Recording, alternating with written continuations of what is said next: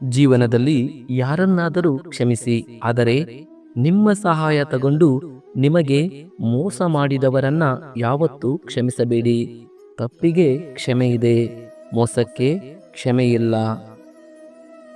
ದೊಡ್ಡವನಾಗಲು ಪ್ರಯತ್ನ ಪಡಬೇಡ, ಒಳ್ಳೆಯವನಾಗಲು ಪ್ರಯತ್ನ ಪಡು, ಆಗ ನೀನೇ ದೊಡ್ಡವನಾಗುತ್ತೀಯ.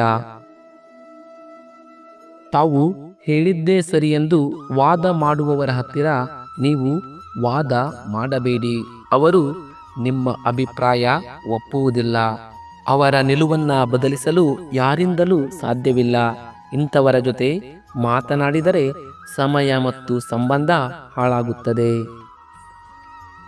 ತಡವಾಗಿ ಸಿಕ್ಕ ಯಶಸ್ಸು ವ್ಯಕ್ತಿತ್ವ ರೂಪಿಸುತ್ತದೆ. ತಕ್ಷಣವೇ ಸಿಕ್ಕ ಯಶಸ್ಸು ಅಹಂಕಾರವನ್ನು ಸೃಷ್ಟಿಸುತ್ತದೆ. ತಡವಾಗಿ ಗೆದ್ದವನು ಮೊದಲನೇ ಸಲಕ್ಕೆ ಗೆದ್ದವರಿಗಿಂತ ಚೆನ್ನಾಗಿ ಪಾಠ ಹೇಳಬಲ್ಲನು ಎಂಬುದು ನೆನಪಿರಲಿ.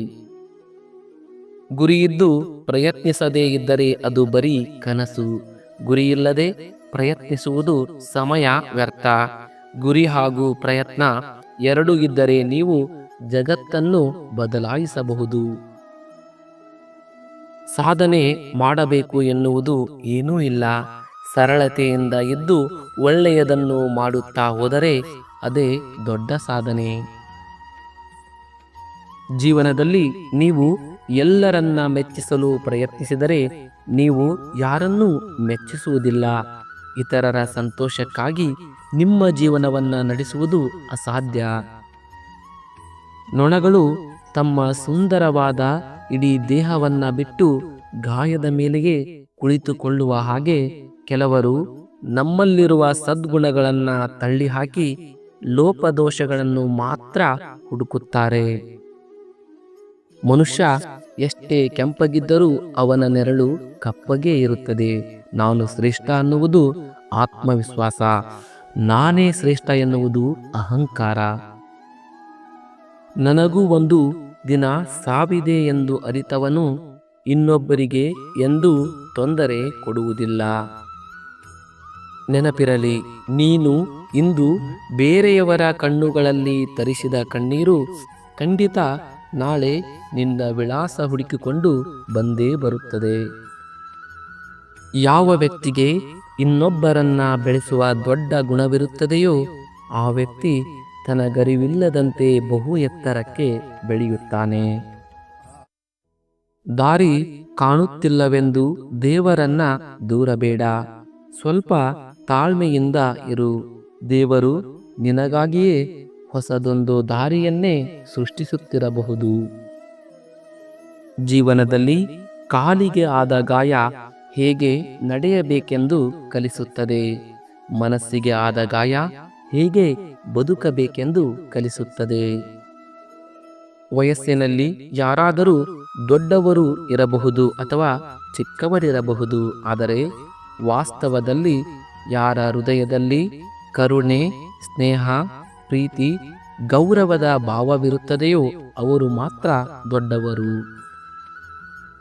ನಮ್ಮ ಬಗ್ಗೆ 1000 ಜನ 1000 ಮಾತನಾಡಿಕೊಳ್ಳಲಿ, ಆದರೆ ನಾವು ನಡೆಯುವ ದಾರಿ ನ್ಯಾಯಯುತವಾಗಿದ್ದರೆ ಯಾರಿಗೂ ಹೆದರಬೇಕಾಗಿಲ್ಲ.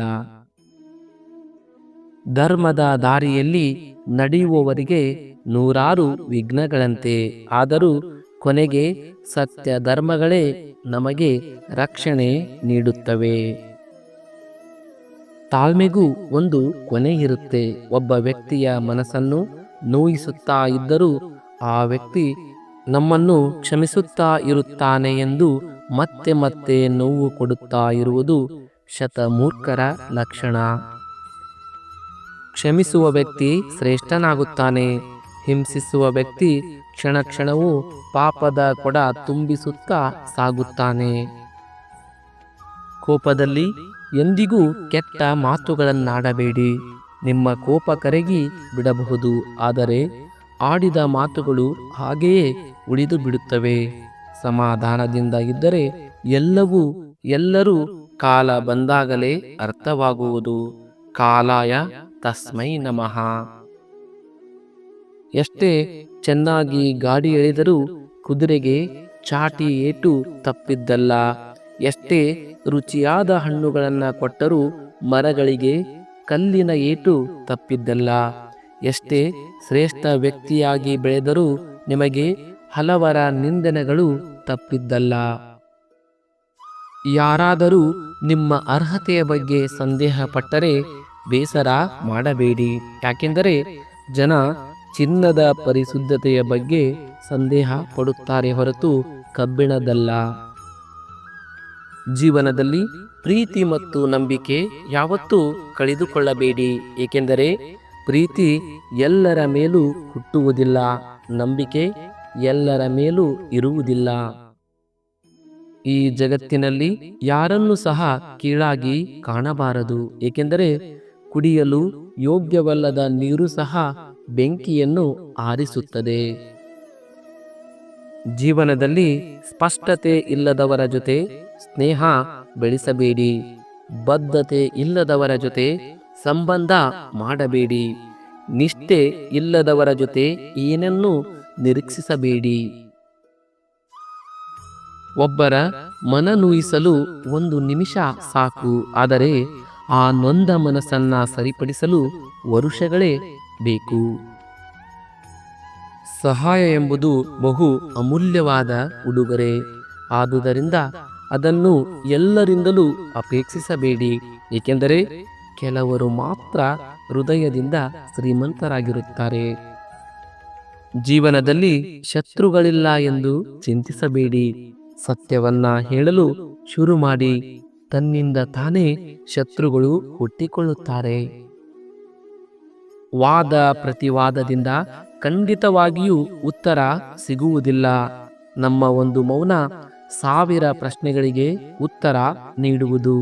ಏಕೆಂದರೆ ಮೌನಕ್ಕಿರುವ ಬೆಲೆ ಮಾತಿಗಿಲ್ಲ. ಒಳ್ಳೆ ಸಂಸ್ಕಾರ ಇದ್ದರೆ ಜಗತ್ತನ್ನೇ ಗೆಲ್ಲಬಹುದು. ಆದರೆ ಅಹಂಕಾರ ತುಂಬಿ ತುಳುಕುತ್ತಿದ್ದರೆ ಗೆದ್ದ ಸಾಮ್ರಾಜ್ಯವನ್ನು ಕಳೆದುಕೊಳ್ಳಬಹುದು. ಈ ಹಿತನುಡಿಗಳು ನಿಮಗೆ ಇಷ್ಟವಾಗಿದ್ದರೆ ಈ ವಿಡಿಯೋಕ್ಕೊಂದು ಲೈಕ್ ಕೊಡಿ. ಅದೇ ರೀತಿ ತಪ್ಪದೇ ನಮ್ಮ ಚಾನಲನ್ನು ಸಬ್ಸ್ಕ್ರೈಬ್ ಮಾಡಿಕೊಳ್ಳಿ. ಎಲ್ಲರಿಗೂ ಒಳ್ಳೆಯದಾಗಲಿ. ಶ್ರೀಕೃಷ್ಣಂ ವಂದೇ ಜಗದ್ಗುರು.